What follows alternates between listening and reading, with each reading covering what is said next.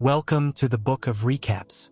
After the death of his wife and children, a detective named Max Payne became more dangerous.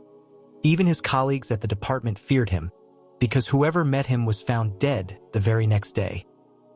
The story opens with our introduction to Max Payne, a detective known throughout his department as their most capable. Yet Max operated by his own stark code. He wasn't one for endless paperwork. His methods leaned towards action, often lethal action. A quiet fear clung to him within the precinct, and even his fellow officers kept their distance. But no one dared question his ways, for they all understood the unique abilities he possessed. A shadow of grief had fallen over Max for some time. An ever-present anger simmered beneath his surface. His wife and child had been taken from him violently, and the identity of their killer remained a chilling mystery. Max felt the wheels of justice in his department turning too slowly, and the constraints of the law felt like shackles preventing him from finding those responsible. Driven by this frustration, Max forged his own path to the truth. Every evening, he would put on an expensive watch, a deliberate lure, and walk the city streets, inviting trouble. Inevitably, thieves would target him. When they did, Max would lead them to a secluded spot and unleash a brutal flurry of blows, incapacitating each one. Standing over his injured attackers, he would pull out a photograph of his wife. His voice, thick with pain, would ask if they recognized her. Each time, the answer was a negative. He noticed that many of these petty criminals were high, their minds clouded by drugs. He'd heard whispers of a new kind of drug circulating. Those who took it reportedly saw terrifying demons, leaving them in a state of constant fear.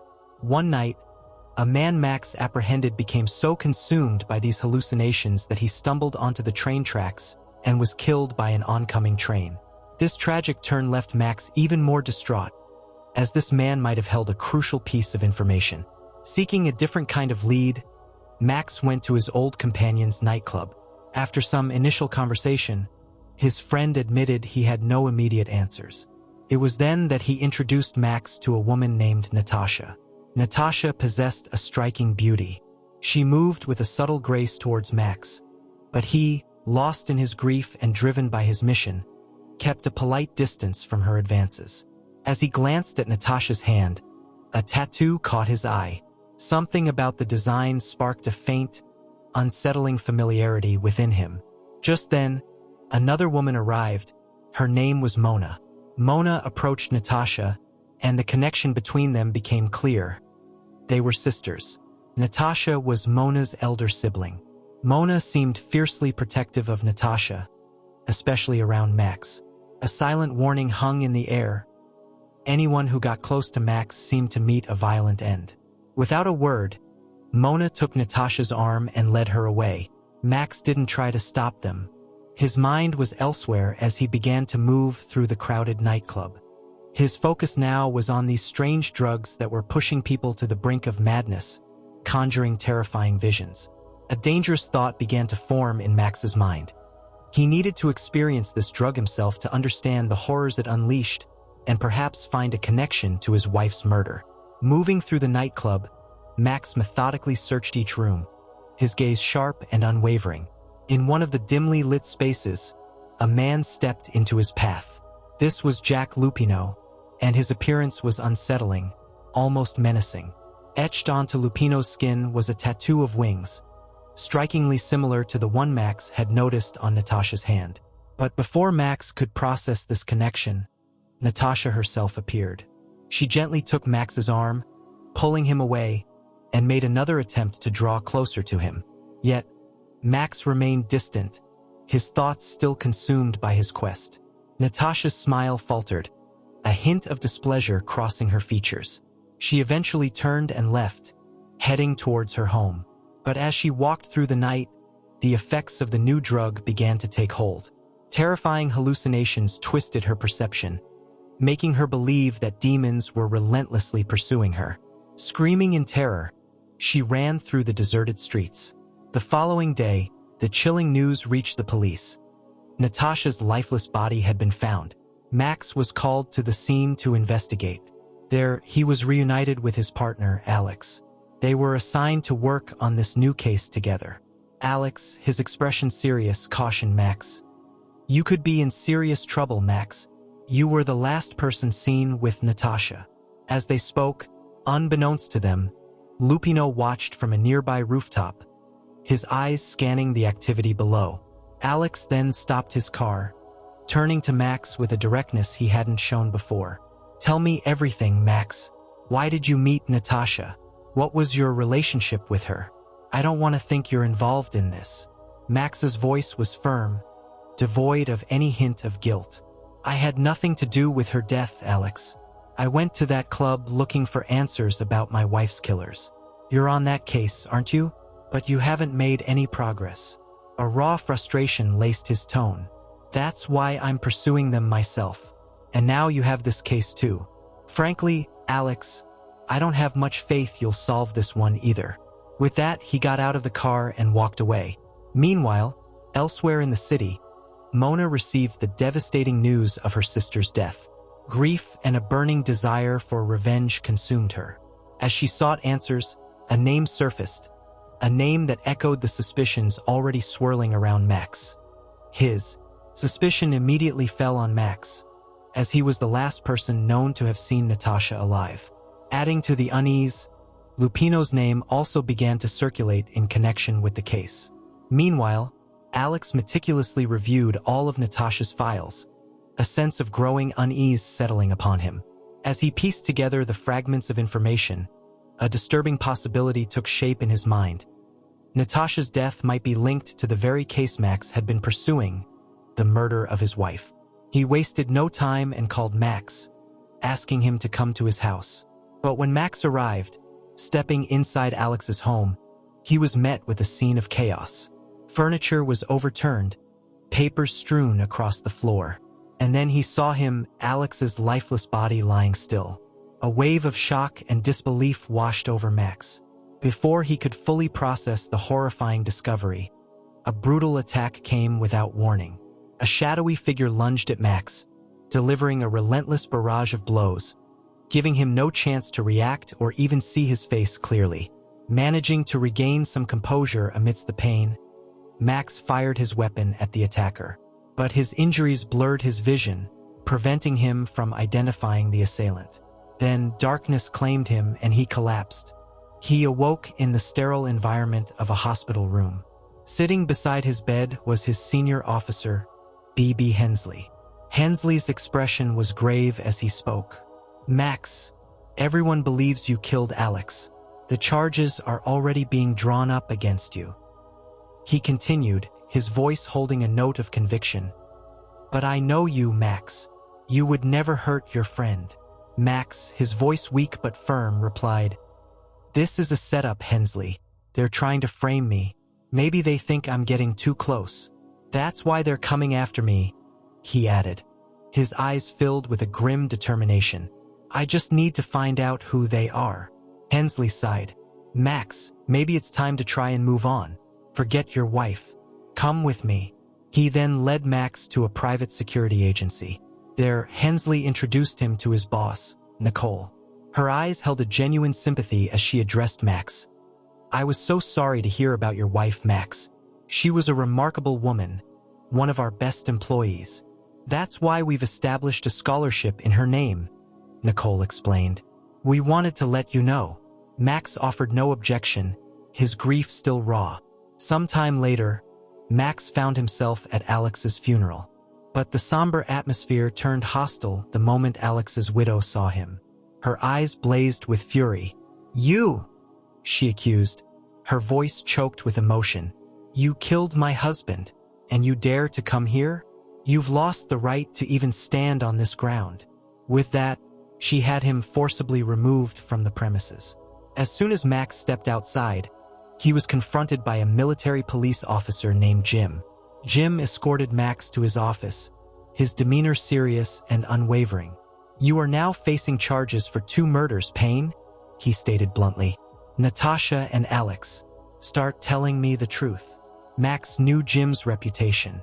He was tenacious and relentless, never letting a suspect slip through his fingers. Yet, Max remained silent, offering no explanation. "I know how you operate, Payne," Jim continued, his gaze piercing. "You've been seen associating with all sorts of criminals in this city." Ignoring Jim's accusations, Max left the office, his mind focused on finding answers. He went directly to Alex's office at the precinct. Despite the protests of his fellow officers, who tried to stop him, Max pushed his way through. Inside Alex's office, he began his own investigation, searching for any clues about who else might have been involved in Alex's cases. Just as the other officers were closing in, trying to physically remove him, Max found a file. Within its contents, he discovered the name of a gangster who was dealing the highly addictive drug, the one that caused users to hallucinate demons. Driven by a desperate need for answers, Max planned to confront this gangster that very night. But as he prepared to leave, Mona appeared before him, a gun raised. She fired. Max instinctively reacted, trying to defend himself.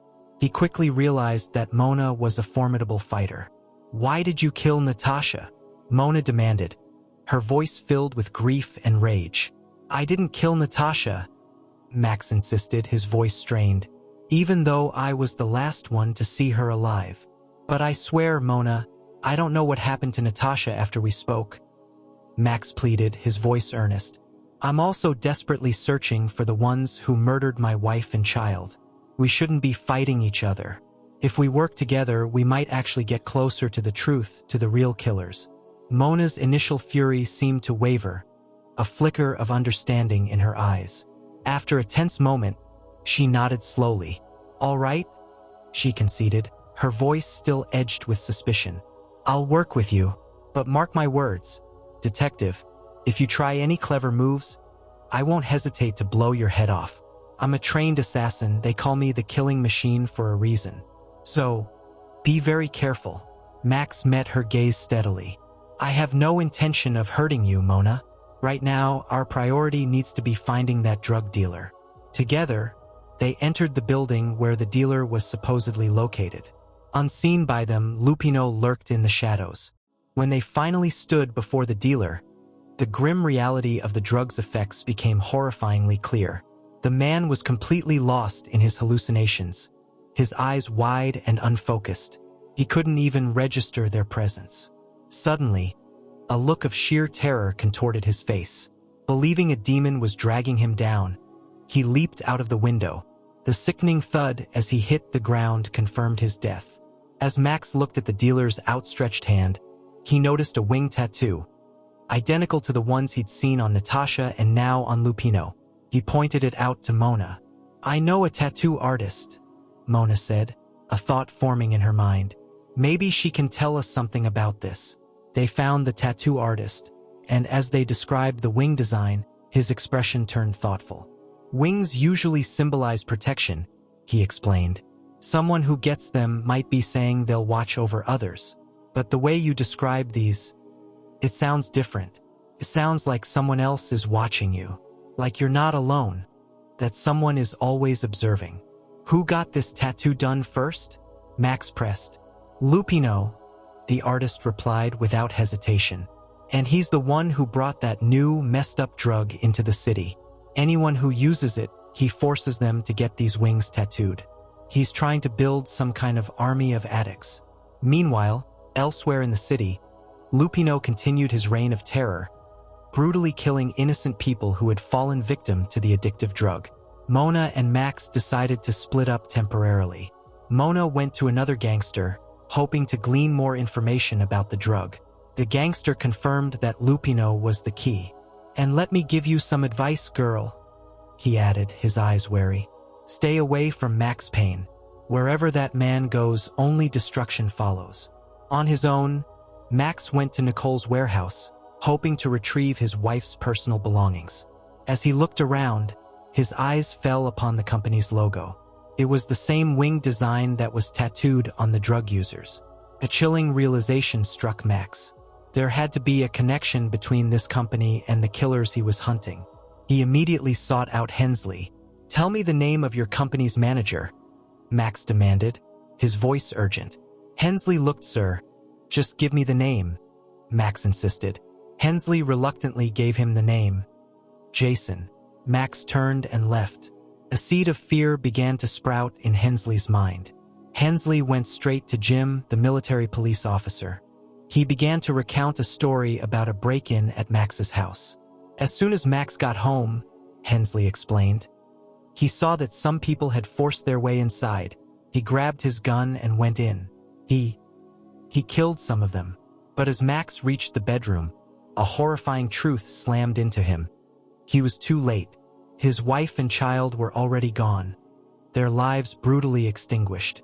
From that moment on, a burning desire for revenge consumed him, slowly chipping away at his sanity. Prized. What's going on, Max? Hensley, witnessing Max's descent into a vengeful obsession, urged Jim to apprehend him quickly. He feared Max's grief and anger would soon erupt into widespread chaos throughout the city. Meanwhile, Jason met with Nicole. As she prepared to leave, Nicole handed him a file containing all the information she had on Lupino. Here, the pieces of the puzzle began to fall into place. They learned that Lupino was a former Special Forces operative.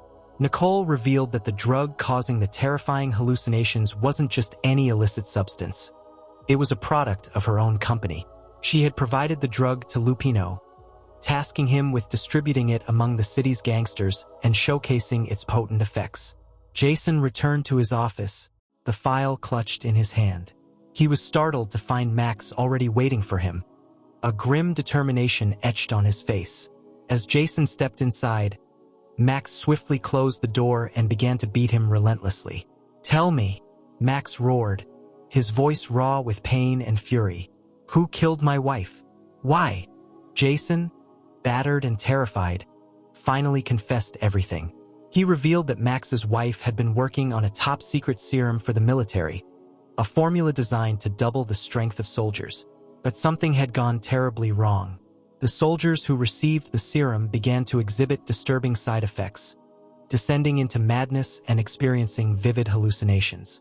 As the problems surrounding the project escalated, anyone involved became a liability. After hearing this devastating truth, Max grabbed Jason, ordering him to go to the police. But as they stepped outside, Max saw a chilling sight. Special Forces, armed and waiting, sent by Hensley. Before Max could react, they opened fire, shooting Jason dead, silencing him and eliminating any evidence. Now their sights were set on Max. Max turned and fled, a hail of bullets following him. Anyone who stood in his path was met with swift and deadly force. Emerging from the chaos, he found Jim standing outside, a gun held loosely in his hand. "Just one question, Max," Jim said, his gaze unwavering. "Why did you kill Natasha?" "I didn't kill anyone, Jim," Max exclaimed, his voice desperate. Just then, the rest of the police force arrived, descending upon Max, seizing the opportunity amidst the confusion.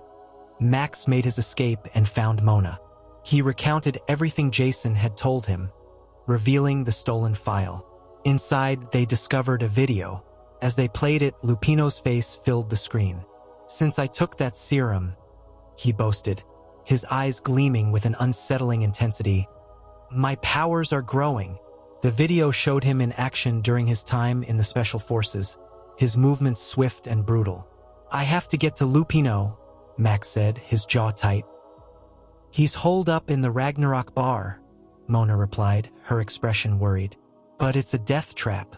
Gangsters are everywhere." "I don't care," Max stated flatly, his mind focused on his target. He set off for the Ragnarok bar.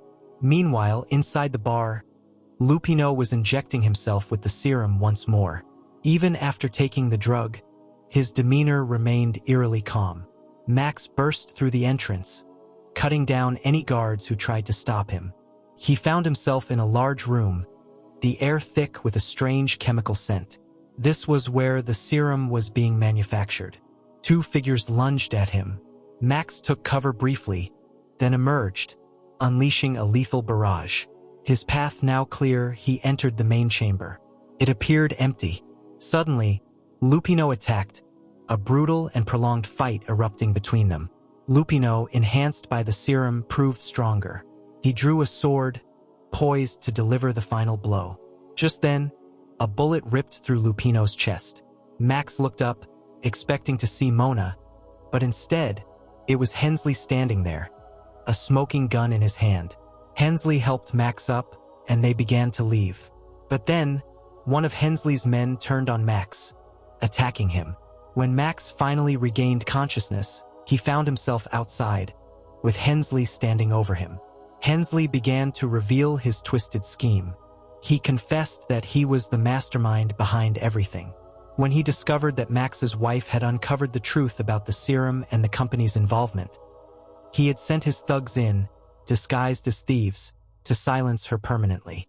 And now, he had eliminated Lupino because the police were closing in on him.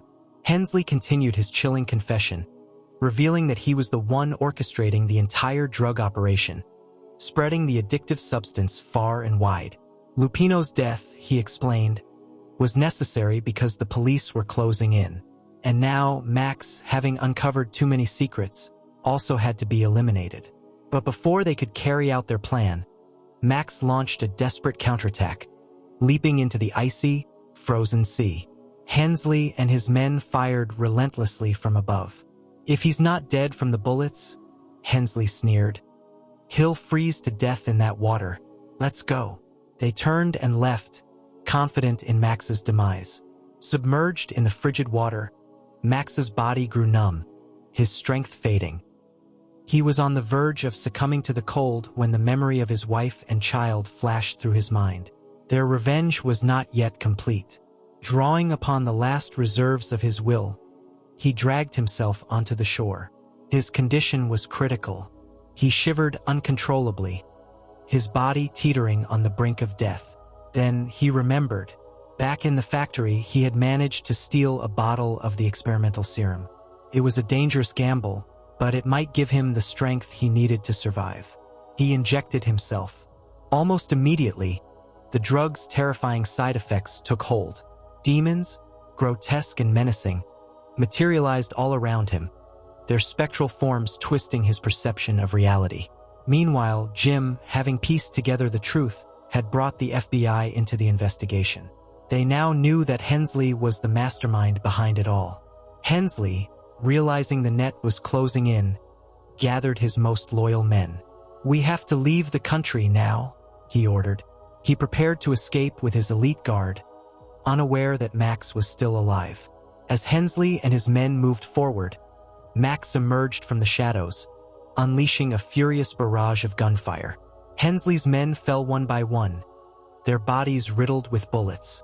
Blood streamed down Max's face, a mask of grim determination. Corpses littered his path. He was closing in on Hensley, but the drug was taking its toll. Hallucinations blurred his vision. He saw his deceased wife, her sorrowful eyes fixed upon him, then a horde of terrifying demons lunging to attack. His focus wavered, his body weakened. One of Hensley's remaining men saw his opportunity. Taking aim, he prepared to fire. But before he could pull the trigger, Mona appeared, a swift and silent force, and shot him dead. She turned to Max. "You go after Hensley," she commanded. "I'll deal with the rest. He won't get away." Elsewhere, Nicole, fearing implication, refused to help Hensley escape. She wanted him silenced permanently. Chaos erupted throughout the building as Mona fought Hensley's remaining forces. Hensley's most trusted lieutenant, who had planted a bomb throughout the structure, knew his end was near. In a final act of defiance, he triggered the detonation. A massive explosion ripped through the building. But Max had already reached the rooftop. Even the force of the blast couldn't stop him. Hensley, seeing his last chance, shot Max in the leg. But the drug coursing through Max's veins numbed the pain. Hensley's gun clicked empty. He was out of ammunition. Max, his movements slow but relentless, advanced, raised his weapon, and fired, ending Hensley's reign of terror. Moments later, FBI agents swarmed the rooftop, surrounding Max, ready to take him into custody. The effects of the serum began to wear off, and a wave of agonizing pain washed over Max's body. He felt his life slipping away. Then, in his vision, he saw his wife again. "Your time isn't up yet, Max," she whispered. "You have to stay alive." Max's eyes flickered open, and with that, the film concluded.